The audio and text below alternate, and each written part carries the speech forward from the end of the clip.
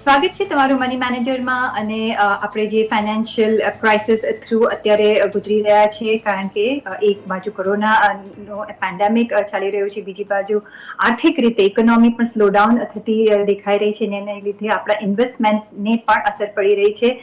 એમાંથી ઇન્વેસ્ટમેન્ટના જે રિટર્ન્સ આપણને જે રેટ ઓફ રિટર્ન છે એ રિડ્યુસ થઈ રહ્યો છે અને એ જોવા મળી રહ્યો છે. સાથે બીજી બાજુ પે કટ્સ આવી રહ્યા છે, જોબ લોસ થઈ રહ્યો છે, બિઝનેસ ચાલતા નથી એટલે એમાંથી બી જે ઇન્કમ આવતી હોય એમાં ઘટાડો થઈ રહ્યો છે અને એ બધું આપણું કેશ ફ્લો જરા મિસમેચ કરી રહ્યું છે અને આપણા ખર્ચાઓને કઈ રીતે ઇન્કમ પહોંચી વળે આપણે ઓલવેઝ એવેન્યુઝ શોધતા હોઈએ છીએ.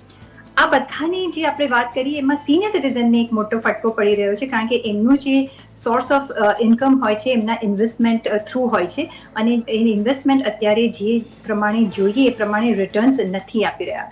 આપણે આજે આના પર જ ચર્ચા કરીશું. હું છું પ્રીતિ દલાલ અને મની મેનેજરમાં આજે આપણે વાત કરીશું કે સિનિયર સિટીઝન માટે કયા ઇન્વેસ્ટમેન્ટ ઓપ્શન્સ અને એવેન્યુઝ હજી અવેલેબલ છે, કઈ રીતે એમને એમના એવેન્યુઝ ચૂઝ કરવા જોઈએ અને સાથે જ આગળ જતા કઈ રીતની ફાઇનાન્શિયલ સ્ટ્રેટેજી હોવી જોઈએ. અને આ બધાની જાણકારી આપણે લઈશું યોર્સ ફાઇનાન્શિયલી બુકના લેખક અને ફૂલ સર્કલ ફાઇનાન્શિયલ પ્લાનર્સ અને એડવાઇઝર્સના કલ્પેશ આશર પાસેથી. કલ્પેશભાઈ, સ્વાગત છે તમારું. અને કલ્પેશભાઈ, જે રીતે આપણે જોઈ રહ્યા છીએ કે જે રીતે અત્યારે જે ક્રાઇસિસ જે ચાલી રહ્યો છે, ઓફકોર્સ બધા ઇન્ડિવિજ્યુઅલનો એક ઇન્કમમાં એક ઘટાડો આવી રહ્યો છે, પછી એમના જોબથી હોય કે ઇન્વેસ્ટમેન્ટથી હોય કે બિઝનેસથી હોય, પણ આમાં સિનિયર સિટીઝનને જે માર પડી રહ્યો છે એ કેટલી હદ સુધી અત્યારે સિનિયર સિટીઝનને તકલીફ આવી રહી હશે? આજે આપણે મહામારીનો એક સામનો કરી રહ્યા છે અને જે બહુ જ કઠિન સમયમાંથી પસાર થઈ રહ્યા છે, એમાં બધા લોકોને ક્યાંક ને ક્યાંક તો ફટકો લાગ્યો જ છે. ભલે એમની આવકમાં છે, કોઈકને જે વધારે દુર્ભાગ્યપૂર્ણ છે એમના જોબ પણ ગયા છે, પણ આમાં એક જે વર્ગ છે, એક ક્લાસ જે છે સિનિયર સિટીઝન, એ લોકો તો પોતાની એક રોકાણ જે એ લોકોએ કર્યો છે એના પર જ નિર્ભરતા રાખતા હોય છે અને એ લોકોનું મેઇન જે એક મુખ્ય માપદંડ જે હોય છે એ હોય છે ઇન્ટરેસ્ટ રેટ્સ. અને કોઈ પણ સિનિયર સિટીઝન માટે બે ચીજો બહુ જ મહત્વની હોય છે જ્યારે એ લોકો રોકાણ કરે છે. એક હોય છે એમની રોકાણની સુરક્ષિતતા એટલે સિક્યોરિટી, અને સેકન્ડ હોય છે એ રોકાણમાંથી મળતું એમને એક રેગ્યુલર ઇન્કમ ફ્લો. હવે સુરક્ષિતતા પણ ક્યારેક આપણે જોઈએ છે કે હમણાં આપણે રિસન્ટલી છેલ્લા 6 મહિનાથી આપણે જોયું કે ડેટ ફંડ્સમાં ક્રાઇસિસ હતી અને છેલ્લા 3 મહિનામાં તો બહુ જ વધી ગયેલી, તો ત્યાં સુરક્ષા પર એક પ્રશ્નચિહ્ન આવી ગયેલો. અને રહ્યો સવાલ ઇન્ટરેસ્ટ રેટનો, જ્યાંથી રેગ્યુલર ઇન્કમ મળે. હવે જેવા ઇકોનોમિક એક આપણા સંજોગો જે સર્જાયા છે એના કારણે ન છૂટકે આરબીઆઈએ એવા સ્ટેપ્સ લેવા પડ્યા છે જેના લીધે સતત એમને ઇન્ટરેસ્ટ રેટ રિડ્યુસ કરવા પડ્યા છે. તો આ એક આપણે કહીએ કે બે ધારી તલવાર છે જે સિનિયર સિટીઝનને લાગી છે અને એમને બહુ જ આઈ થિંક સાચવીને અને વિચાર કરીને પોતાનું રોકાણ હવે આ સ્થિતિમાં અને હું કહીશ કે ઇવન નિયર ફ્યુચરમાં સંભાળીને કરવું પડશે. બટ ઓવરઓલ આપણે જોવા જઈએ કે એટલો સિનારીઓ પણ ખરાબ નથી. ખાલી આઈ થિંક એક સલાહ હું નોન ફાઇનાન્શિયલ સલાહ સિનિયર સિટીઝનને આપવા માંગીશ કે સમય એવો છે કે એમને આ સમય સાથે આઈ થિંક દોસ્તી કરવી પડશે કે તમે એક એવા સમયમાંથી ગુજરી રહ્યા છો જ્યાં ઇન્ટરેસ્ટ રેટ ન છૂટકે તમને ઓછા મળવાના છે, તો you have to live with it. અને જો આ તમે એક સિંક કરી લેશો કે આ ઇન્ટરેસ્ટ રેટ સાથે અમે હમણાં થોડો વખત 1, 2, 3 વર્ષ જીવી લેશું અને હમણાં ખર્ચા જે થોડા વધારે કંટ્રોલ કરશું, તો I think you will be in a better space of mind. તો આ એક સિચ્યુએશન અહીંયા સર્જાય છે અને એના માટે ઇન્વેસ્ટમેન્ટ ઓપ્શન્સ પણ હમણાં આપણી પાસે છે. તમે કરેક્ટલી કહ્યું કે આ સિચ્યુએશન સાથે આપણે એક ફ્રેન્ડશિપ કરવી પડશે અને આપણામાં બિલ્ડિંગ કરવું પડશે કે ભાઈ અત્યારે આ સિચ્યુએશન તમે કેટલા બી ધામ પછાડા કરો, કંઈ પણ કરો, ચેન્જ નથી થવાની. એટલે તમારે એની સાથે સાથે ચાલવું પડશે થોડો સમય અને પછી જેમ સિચ્યુએશન સુધરતી જશે ઓફકોર્સ માર્કેટ્સ પણ સુધરશે અને બીજા એવેન્યુઝ પણ વધશે અને આપણા રિટર્ન્સ પણ વધશે. પણ ત્યાં સુધી એક ધૈર્યની જરૂરિયાત પડશે આપણને બધાને જ, ખાલી સિનિયર સિટીઝનને નહીં, આપણને બધાને જ જરૂર પડશે. પણ આપણે જ્યારે આજે સિનિયર સિટીઝન માટે જ વાત કરી રહ્યા છીએ કલ્પેશભાઈ, તો હવે અત્યારના સિચ્યુએશનમાં જ્યારે માર્કેટ્સ ફોલ થઈ રહ્યા છે, રેટ્સ ફોલ થઈ રહ્યા છે, આરબીઆઈ રેટ્સ ફોલ થઈ રહ્યા છે, બિઝનેસીસ ચાલી નથી રહ્યા, જ્યાં પણ આપણે ઇન્વેસ્ટમેન્ટ કરીએ છીએ ત્યાંથી આપણને ઓછા જ રિટર્ન્સ મળવાની આશા છે અને એવા રેટ્સ અત્યારે દેખાઈ રહ્યા છે. આગળ જતાં બી આપણને ખબર નથી કે કઈ રીતનું સિનારીઓ થશે, ક્યારે આ આપત્તિ દૂર થશે અને કેટલો સમય લાગશે. એ જોતા અત્યારે કયા બેસ્ટ એવેન્યુઝ છે જે એક કોમ્પિટિટિવ હજી પણ રેટ્સ સિનિયર સિટીઝનને પ્રોવાઈડ કરી શકે? આનો એક સિમ્પલ અને સરળ આઈ થિંક એક ગેમ પ્લાન બનાવવો જરૂરી છે સિનિયર સિટીઝન માટે, કે તમારું કોઈ પણ હમણાં જે રોકાણ છે એ એક પ્રોડક્ટમાં કોન્સન્ટ્રેટ કરવાની જરૂર નથી. એનો મતલબ એ કે તમે જો એમ ધારીને બેસો કે મારા બધા પૈસા હમણાં બેંક એફડીમાં સુરક્ષિત છે અને મારે બીજું કાંઈ નથી કરવું, એ ખોટું એક આઈ થિંક માઇન્ડસેટ છે.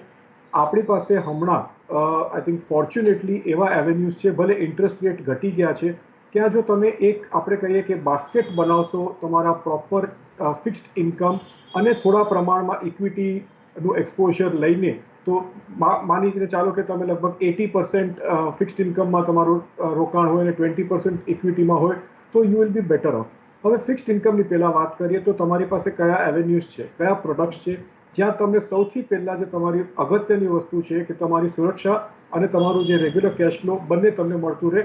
તો અત્યારે એક બેલેન્સ આપણે સિનારીઓ વાપરવો પડશે, નહીં કે એક કોન્સન્ટ્રેટેડ આપણે સેટમાં રોકાણ કરી શકીએ. જી કલ્પેશભાઈ, તો કઈ રીતે ડિસ્ટ્રીબ્યુટ કરવું જોઈએ આગળ જતા? તો સૌથી પહેલા આપણે વાત કરીએ સુરક્ષિત પ્રોડક્ટની, અને એમાં છે પ્રધાનમંત્રી વય વંદના યોજના. આ સ્કીમ એ લોકોએ ગયા બજેટમાં ગવર્મેન્ટે એની જે લિમિટ છે પર ઇન્ડિવિજ્યુઅલ 7.5 લાખથી 15 લાખ કરી દીધેલી, અને 15 લાખ પર ઇન્ડિવિજ્યુઅલ પર સિનિયર સિટીઝનની લિમિટ, એ લિમિટ એ લોકોએ 31 માર્ચ 2020 સુધીના ફાઇનાન્શિયલ યર સુધી એ સ્કીમ એ લોકોએ ઓપન રાખેલી. ત્યારે એનો વ્યાજદર હતો 8% પર એનમ. હવે જ્યારે આ સ્કીમ પાછી ખેંચી લેવામાં આવી ત્યારે ઘણા સિનિયર સિટીઝન હતાશ થઈ ગયેલા, બટ ફોર્ચ્યુનેટલી આપણી સરકારે એને માન્ય આપીને એ સ્કીમને ફરીથી રીઇન્ટ્રોડ્યુસ કરી છે હમણાં 1 એપ્રિલથી. હવે એનું જે સમયગાળો છે એ છે 31 માર્ચ 2023 સુધી, એટલે 3 વર્ષનો સમયગાળો છે જેમાં સિનિયર સિટીઝન્સ એમાં ઇન્વેસ્ટ કરી શકે છે. પ્રતિ સિનિયર સિટીઝન એમાં લિમિટ છે 15 લાખની. તો તમે હસબન્ડ વાઇફ બંને સિનિયર સિટીઝન છો, તમારી પાસે 30 લાખનું એક એવેન્યુ છે આમાં રોકાણ કરવાનું. એના ફીચર્સ આ પ્રમાણે છે કે તમને હવે 7.4%, 7.4%નું એક વાર્ષિક વ્યાજ એમાં ફિક્સ છે, જે તમને 10 વર્ષના સમયગાળા માટે મળશે. અને એમાં મંથલી પે આઉટની એક ઓપ્શન છે, એમાં એક તમને ડિસાઇડ કરી શકો છો કે તમને મંથલી પે આઉટ મળે, અને આ જે પે આઉટ મળશે એ તમને પેન્શન રૂપે મળશે. એટલે આ એક પેન્શન યોજના છે, અને એમ પેન્શન ઓબ્વિયસલી ટેક્સેબલ હોય છે, તો તમને એ તો માનીને ચાલવું પડશે. બટ આમાં તમે એક ચીજ સમજો કે તમને ગેરંટીડ ફ્લો ઓફ ઇન્કમ મળી રહ્યો છે. તો સૌથી પહેલાં તો તમે આ પ્રધાનમંત્રી વય વંદના યોજનાને રોકાણ કરી શકો છો. આ યોજના છે સરકારની, પણ ખાલી ફક્ત એનું મેનેજમેન્ટ અને ઓપરેશન્સ LIC કરી રહ્યું છે. એટલે LICનું પ્રોડક્ટ નથી, ગવર્મેન્ટનું પ્રોડક્ટ છે. અને આમાં એક ઓપ્શન પણ છે કે 10 વર્ષના સમયગાળામાં જો કોઈ એપ્લિકન્ટને કોઈ મોટી બીમારી આવી ગઈ, કે આપણે કહીએ કે ટર્મિનલ ઇલનેસ આવી ગયું, તો એમાંથી 98% જેટલું એ લોકો વિડ્રો કરી શકે છે, અને ફક્ત 2%નું એક આઈ થિંક ક્લોઝ છે એમાં.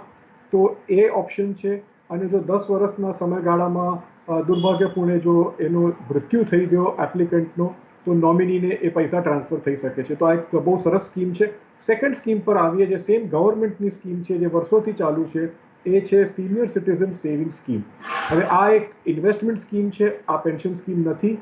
ત્યાં પણ હમણાં કોઇન્સિડન્ટલી ઇન્ટરેસ્ટ રેટ 7.4% પર એનમ છે, જે ગયા વર્ષ સુધી 8.6% હતું. અભૂતપૂર્વ રેટ હતો 8.6% પર એનમ. અને આમાં ક્વાર્ટરલી પે આઉટની તમને ઇન્ટરેસ્ટની એક વ્યવસ્થા છે, જ્યાં તમને હર 3 મહિને વ્યાજ મળતું જાય. આમાં પણ જે આઉટર લિમિટ છે 15 લાખ રૂપિયા પ્રતિ ઇન્ડિવિજ્યુઅલની છે. તો અગેન તમે કપલ છો તો તમે 15 લાખ રૂપિયા પર ઇન્ડિવિજ્યુઅલ તમે એમાં રોકાણ કરી શકો છો, અને આ પણ ઓબ્વિયસલી ટેક્સેબલ છે.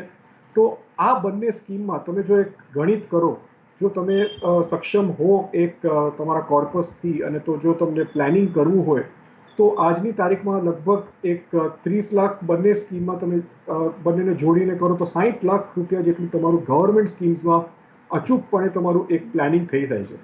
હવે એના પછી આપણે જોવાની જરૂર છે કે સિનિયર સિટીઝન્સ ક્યાં રોકાણ કરી શકે છે. તો આમાં આપણે જે બહુ વર્ષો પહેલાં જે એક સ્કીમને આપણે હવે નિગ્લેક્ટ કરતા હતા, પણ એ ચીજને હવે ફરી રિવિઝિટ કરવાની જરૂર છે. એ છે તમારી પોસ્ટ ઓફિસની મંથલી ઇન્કમ સ્કીમ. હવે આ પોસ્ટ ઓફિસની મંથલી ઇન્કમ સ્કીમ ફક્ત સિનિયર સિટીઝન માટે સીમિત નથી. કોઈ પણ રોકાણ કરી શકે છે, બટ આપણે હમણાં સિનિયર સિટીઝનની વાત કરી રહ્યા છે, એમના ઓપ્શન્સની વાત કરી રહ્યા છે.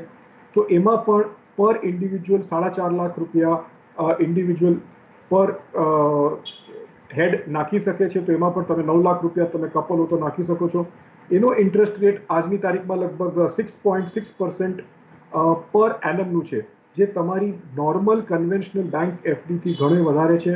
અને જેમાં સ્કીમનું નામ સૂચવે છે મંથલી ઇન્કમ, આમાં પણ તમને મળશે. તો આ મંથલી ઇન્કમ સ્કીમમાં પણ તમે રોકાણ કરી શકો છો. ગવર્મેન્ટની સ્કીમ છે. આ પછી જે ઓપ્શન્સ તમારી પાસે આવે છે એ છે તમારી ડેટ ફંડની પ્લાનિંગ.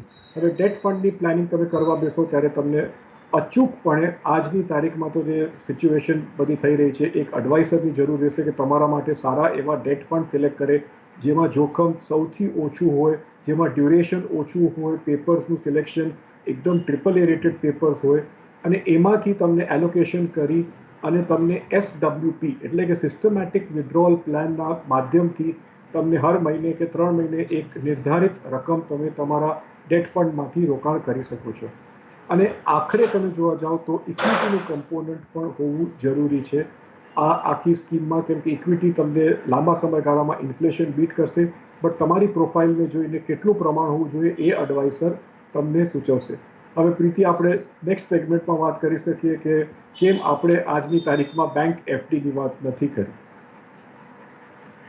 પણ એના પર આપણે ઓફકોર્સ જઈશું. એ પહેલા તમે જે વાત કરી કે જે હજી ઓપ્શન્સ છે જે અત્યારે અવેલેબલ છે, જે સિનિયર સિટીઝનને કન્સિડર કરવા જોઈએ છે, પ્રધાનમંત્રી વય વંદના યોજના, senior citizen saving schemes always રહી છે, જેના અત્યારે ઓફકોર્સ 7.4% રેટ છે, પણ એ ક્વાર્ટરલી એના રેટ્સ ચેન્જ થતા હોય છે, પણ આગળ જતાં એ રેટ્સ ઓછા થઈ શકે છે કારણ કે આરબીઆઈના રેટ્સ ઘટી રહ્યા છે. તો એ પણ એક ઓપ્શન છે. બંને ટેક્સેબલ છે. Post office monthly income scheme છે, પોસ્ટ ઓફિસ ટાઈમ ડિપોઝિટ છે, અને બેંક એફડીની પણ આપણે વાત કરશું. પણ કલ્પેશભાઈ, એ જોતા તમને શું લાગે છે કે જે આ પહેલા આપણે બેંક એફડી રહેવા દઈએ, પણ આ જે 4 પ્રોડક્ટ્સની જે પહેલા આપણે ચર્ચા કરી છે, અને સ્પેશિયલી મારે પ્રધાનમંત્રી વય વંદના યોજના અને સિનિયર સિટીઝન સેવિંગ સ્કીમ્સની વચ્ચે તમને એ લોકોના રેટ્સ બધું સેમ છે, એકનું ક્વાર્ટરલી પેમેન્ટ છે, એકનું મંથલી પેમેન્ટ હોય છે ઇન્ટરેસ્ટનું, એ જોતા તમને કઈ વધારે એટ્રેક્ટિવ લાગે છે ફર્સ્ટ 2 સ્કીમ્સમાંથી? અટ્રેક્ટિવનો આમાં એકચ્યુઅલી સવાલ આવતો નથી. I think out of compulsion બંનેમાં પૈસા રોકવા જરૂરી છે. બટ ખાલી એડવાન્ટેજની વાત કરીએ, જો તમે વાત કરો તો ખાલી ફક્ત સિનિયર સિટીઝન સેવિંગ સ્કીમમાં 2 એડવાન્ટેજ શ્યોરલી છે. એક કે જે તમે વર્ષમાં રોકાણ કરો સિનિયર સિટીઝન સેવિંગ સ્કીમમાં, તો ત્યાં એ સિનિયર સિટીઝનને સેક્શન 80C માં ડિડક્શન મળે છે અપ ટુ 1.5 લાખ. તો એમાં ટેક્સ ડિડક્શન મળે છે for that particular financial year. અને સેકન્ડ કે સ્વાભાવિક રીતે બિકોઝ આમાં લોક ઇન પીરિયડ જે છે સિનિયર સિટીઝન સેવિંગ સ્કીમમાં એ ફક્ત 5 વર્ષનો છે. તો એના પછી પણ તમને એને રિન્યૂ કરવું હોય તો એમાં તમે 3 વર્ષનું એક વધારે એક એક્સટેન્શન આપી શકો છો. તો જે આઈ થિંક સિનિયર સિટીઝનને એમ લાગતું હોય કે પ્રધાનમંત્રી વય વંદના યોજનામાં મારા પૈસા 10 વર્ષ માટે બ્લોક થઈ ગયા છે અને હું બીજું કાંઈ કરી નહીં શકું, એના માટે I think senior citizen saving scheme, જેમાં જે ટેક્સનો બેનિફિટ છે અને પ્લસ 5 વર્ષનું જ લોક ઇન પીરિયડ છે, આઈ થિંક થોડું વધારે એડવાન્ટેજીસ ગણાય. જે બરાબર છે. તો આ ઓપ્શન્સ અવેલેબલ છે. પણ આપણે અત્યારે લઈશું બ્રેક પછી આવીને આપણે ચર્ચા કરીશું જે આપણી ફેવરેટ એવન્યુ છે એફડી પર, અને એફડીમાં શું રોકાણ અત્યારે હિતાવહ રહેશે કે નહીં એની પણ આપણે જાણકારી લઈશું. પણ બ્રેક પછી આવીને આ ચર્ચા ચાલુ રાખીશું. અમારી સાથે જોડાયેલા રહેજો.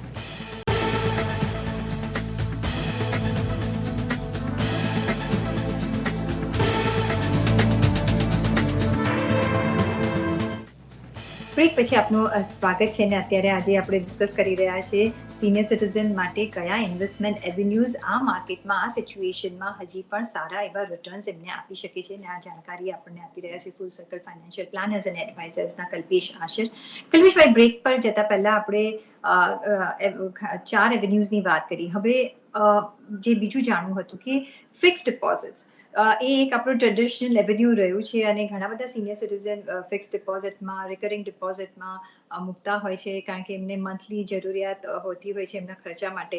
હવે આ એફડીનો જે છે ફિક્સ ડિપોઝિટનો એવન્યુ તમને કેટલો એટ્રેક્ટિવ લાગી રહ્યો છે? કારણ કે એમાં ઘણા બધા રિટર્ન્સ હવે ફોલ થઈ રહ્યા છે. એ જોતા તમે શું એડવાઇસ કરશો? આ એક બહુ જ આઈ થિંક વિચિત્ર સિચ્યુએશન છે જ્યાં સૌથી જૂનું, જાણીતું ને સૌથી લોકપ્રિય જે સિનિયર સિટીઝન માટે માધ્યમ હતો એફડી, એનું જે ઇન્ટરેસ્ટ રેટ છે આજની તારીખમાં પ્રીતિ એ સૌથી ઓછું છે. અને એના માટે ઘણા લોકો, આપણે કહીએ ઘણા લોકો અસમંજસમાં છે કે એફડી જે એક ટાઈમ પર બધા આંખ બંધ કરીને એમાં પૈસા નાખી દેતા હતા, હવે એના માટે એ લોકોએ 2 ટાઈમ વિચાર કરવો પડે છે કે આપણે એફડીમાં પૈસા નાખવા કે નહીં. અને એના કારણ પણ આપણી સામે છે કે આપણે હમણાં સમયમાંથી ગુજરી રહ્યા છે જ્યાં આરબીઆઈએ લગભગ આપણું જે રેપો રેટ છે 4-4.5% જેટલું થઈ ગયું છે. તો સ્વાભાવિક રીતે જે બેંકના એફડી રેટ છે એ લોકોએ ઓછા કરવા જ પડ્યા છે. તો હવે આ એફડી રેટ્સને તમે ધ્યાનમાં રાખો તો આજની તારીખમાં એવો એક સમય આવી ગયો છે જ્યાં એસબીઆઈ જેવી બેંક, જે પ્રીમિયર બેંક ગણાય ઇન્ડિયાની, ત્યાંનું 1 વર્ષનું એફડી રેટ લગભગ 5.1% થઈ ગયું છે. અને એની સામે જે પ્રાઇવેટ બેંક્સ છે બધી, આઈસીઆઈસીઆઈ બેંક, એચડીએફસી, કોટક, જે પણ બધી બેંક્સ છે, એના તમે એફડીના રેટ જો તો થોડા વધારે, એનાથી લગભગ 1 વર્ષનું તમે જો તો 5.5 થી 5.6 વચમાં ફરી રહ્યા છે. એટલે કહેવાનો મતલબ એ રહ્યો કે લગભગ 5 થી 5.5% ઇન્ટરેસ્ટ રેટ બેંક એફડીઝ પર આવી ગયું છે. હવે એમાં એક બીજી એક મજાની વાત તો ન કહેવાય, બટ એક અગેન એક ડિફિકલ્ટ સિચ્યુએશનમાં છે કે તમે જો આ એફડીના રેટ્સ કમ્પેર કરો, લોકો તો 7 દિવસની, 15 દિવસની પણ એફડી લેતા હોય છે કંઈક શોર્ટ ટર્મ રિક્વાયરમેન્ટ્સ માટે, તો એના રેટ તો અમે ગણો તો આજની તારીખમાં 3-3.25% જેટલા થઈ ગયા છે. અને એની સામે જે સેવિંગ્સ એકાઉન્ટમાં પણ આપણને જે વ્યાજ પડે, જે આપણા પૈસા એમને પડ્યા હોય સેવિંગ્સ બેંક એકાઉન્ટમાં, જે પહેલા 4% હતા, એ પણ હવે 3.25-3.5% બેંકોએ ઇન્ટરેસ્ટ રેટ્સ ઘટાડી નાખ્યા છે. એટલે એફડીના રેટ ઘણા કેસીસમાં તો તમે પોઈન્ટ ટુ પોઈન્ટ કમ્પેરિઝન કરો તો સેવિંગ્સ બેંક રેટ કરતાં પણ એક 7 થી 14 દિવસની એફડી ઓછું ઇન્ટરેસ્ટ રેટ આપે છે. એટલે આ બહુ જ એક ડિફિકલ્ટ સિચ્યુએશન થઈ ગઈ છે. પણ હું હજી એક એ માનવા માંગુ છું કે એક સિનિયર સિટીઝનના પોર્ટફોલિયોમાં એફડીનું આઈ થિંક થોડુંક એક ભાગ હોવું જરૂરી છે, કેમ કે એનાથી એ લોકોને એક સિક્યોરિટી મળે છે. પણ અહીંયા એક સાવચેતી એ છે કે તમે કોઈ પણ એફડી મૂકો આજની તારીખમાં તો સૌથી પ્રીમિયર ઇન્સ્ટિટ્યુશન્સ કે પ્રીમિયર બેંક્સમાં જ મૂકજો, જેમાં 3-4 નામ આપણે જે હમણાં સૂચવ્યા, કેમ કે એ દેશની મુખ્ય બેંક્સ છે. અને બીજી વાત કે કોઈ પણ બેંકમાં એક જ કોન્સન્ટ્રેશન ઓફ એફડીઝ રાખવું યોગ્ય નથી કે તમે એક જ બેંકમાં 25, 30, 40, 50 લાખની એફડી મૂકી દીધી. તો એમાં પણ થોડુંક તમે ડિવિઝન કરો એ સારું તમારા ફિક્સ્ડ ઇન્કમના પોર્ટફોલિયોમાં. અને એક વસ્તુ અહીંયા કહેવાની જરૂરી છે કે અગેન કમિંગ બેક ટુ જે આપણે પહેલા સેગમેન્ટમાં વાત કરી કે જે નિગ્લેક્ટેડ એક સેવિંગ સ્કીમની, એક પોસ્ટ ઓફિસની સેવિંગ સ્કીમ હતી, ત્યાં આજની તારીખમાં એને રિવિઝિટ કરો અને તમે ત્યાં પણ તમને ટર્મ ડિપોઝિટ મળે છે. તો એ ટર્મ ડિપોઝિટ્સના રેટ તમે આજની બેંક એફડી સાથે કમ્પેર કરો પોસ્ટ ઓફિસની એફડી સાથે, તો પોસ્ટ ઓફિસની બેંક એફડીના રેટ્સ બેંકની એફડી કરતાં આજની તારીખમાં પણ થોડા વધારે છે. એટલે તમારી પાસે એ ઓપ્શન પણ છે. પણ લોકોને ઘણીવાર પોસ્ટ ઓફિસની કોઈ પણ પ્રોડક્ટ માટે આઈ થિંક એક નિગ્લેક્ટ જ હોય છે કે પોસ્ટ ઓફિસમાં ઇન્વેસ્ટ કરે, પણ ત્યાં પણ તમે ઇન્ટરેસ્ટ રેટ જુઓ તો લગભગ 5.5 થી 6.5%, 6.5% જેટલું કે 6.7% જેટલા પણ ટીડીના રેટ છે. એટલે ઓપ્શન્સ આપણી પાસે ઘણા છે અને એ પણ ગવર્મેન્ટની સિક્યોરિટી છે, તો એમાં કોઈ ભય નથી. તો એ પણ તમે એક્સપ્લોર કરી શકો છો. અને જો તમે થોડીક રિસ્ક લેવા માંગતા હો એફડીની વાતમાં આપણે કરીએ તો સંદર્ભમાં, તો ત્યાં તમે કોર્પોરેટ એફડી, ફક્ત AAA રેટેડ પેપર, એનાથી વધારે કે નીચે કાંઈ નહીં, AAA રેટેડ પેપરની કોર્પોરેટ એફડીમાં તમે 5 થી 10% જેટલો એક્સપોઝર લઈ શકો છો, just to give a little diversification તમારા એફડીના પોર્ટફોલિયો. તો ઓફકોર્સ જે બી એવન્યુઝ આપણે ડિસ્કસ કર્યા આજે 5-6, એમાં એફડીનો જે અત્યારે રિટર્ન છે સૌથી ઓછું છે, પણ તો પણ for safety purpose, for comfort purpose જો તમે કરવા માંગતા હો તો તમે મૂકી શકો છો એમાં એફડીમાં પૈસા. પણ એમાં પણ ડિસ્ટ્રીબ્યુટ કરવાની જરૂર છે અને સારી બેંક્સમાં જ મૂકવાનો તમને અમે આગ્રહ રાખીશું. અને એમાં બી તમે તમારું રિસ્ક ડિવાઈડ કરી શકો છો. અને સાથે કોર્પોરેટ એફડીઝમાં પણ જો તમારી ઈચ્છા તમે મૂકવા હોય તો AAA રેટેડ કોર્પોરેટ એફડીઝમાં તમે રોકાણ કરી શકો છો. પણ આ તો થઈ આપણે જે એવેન્યુઝની વાત કરીએ એમાં હવે જે આગળ મારે તમને પૂછવું હતું કે સપોઝ ઇક્વિટી કે ડેટમાં કે મ્યુચ્યુઅલ ફંડ્સ દ્વારા જો રોકાણ કરવું હોય આ બેમાં તો શું તમે સિનિયર સિટીઝનને એડવાઇસ કરશો અને જો કરવું હોય તો કઈ રીતે કરવું જોઈએ? આમાં હવે એક સિચ્યુએશન એવી છે કે જો તમે રિટાયરમેન્ટ પ્લાનિંગ કે સિનિયર સિટીઝન્સ માટે કોઈ પ્લાનિંગ કરતા હો અને એમાં તમને રોકાણનું વિભાજન કરવું હોય તો તમારી પાસે લગભગ 70 to 80% તો તમે ઓલવેઝ એની રિક્વાયરમેન્ટ રાખીને ધ્યાનમાં આવી સુરક્ષિત બધી ચીજોમાં જ્યાં રેગ્યુલર કેશ ફ્લો હોય, ગેરંટીડ કેશ ફ્લો હોય ત્યાં તમે રોકાણ અવશ્ય કરશો. પણ ઇક્વિટીનું જે એક ભાગ હોય છે કે આજની તારીખમાં આપણી લાઈફ સ્પેન વધી ગઈ છે. મેડિકલ સાયન્સથી ઘણું બધું આપણે એક વ્યક્તિ જે પહેલાં 65-70ની એની લાઈફ સ્પેન હતી આજે 75-80 વર્ષ સુધી જીવે છે. તો એના માટે ઇક્વિટીનું એક કમ્પોનન્ટ હોવું થોડું જરૂરી છે. અને એમાં પણ જો ઇક્વિટીમાં તમે પોતે ડિસાઇડ ન કરી શકતા હો કે સારા સ્ટોક્સ કયા છે કે તમારી પાસે પહેલાંથી સારા સ્ટોક્સ ન હોય તો ઇક્વિટી મ્યુચ્યુઅલ ફંડ્સમાં આઈ વુડ સજેસ્ટ કે તમે પ્યોર ઇન્ડેક્સ ફંડ જે ઇન્ડેક્સને માપદંડ રાખીને તમારી આઈ થિંક ઇક્વિટીની એક્સપોઝર આપતું હોય ઇન્ડેક્સ ફંડ્સમાં રોકાણ કરો. અને એની સાથે થોડુંક પ્રમાણ તમે એક મલ્ટી કેપ ફંડ્સમાં પણ રાખો. બસ એ બે કેટેગરીમાં સિનિયર સિટીઝન માટે ઇક્વિટીનું લગભગ આઈ થિંક ટોટલ પોર્ટફોલિયોનું 20-25% રોકાણ હોવું જોઈએ. અને મોસ્ટ ઇન્ટરેસ્ટિંગ પાર્ટ જે આજની તારીખમાં આઈ થિંક હોટ ટોપિક છે તે ડેટ ફંડ્સનું. ડેટ ફંડ્સમાં રોકાણ તમે જો કરો તો એક એડવાઇસર સાથે કરજો, એક જે તમને સાચી સલાહ આપી શકે, જે પોતે સમજી શકતો હોય કે ડેટ ફંડ્સમાં શું ચાલી રહ્યું છે.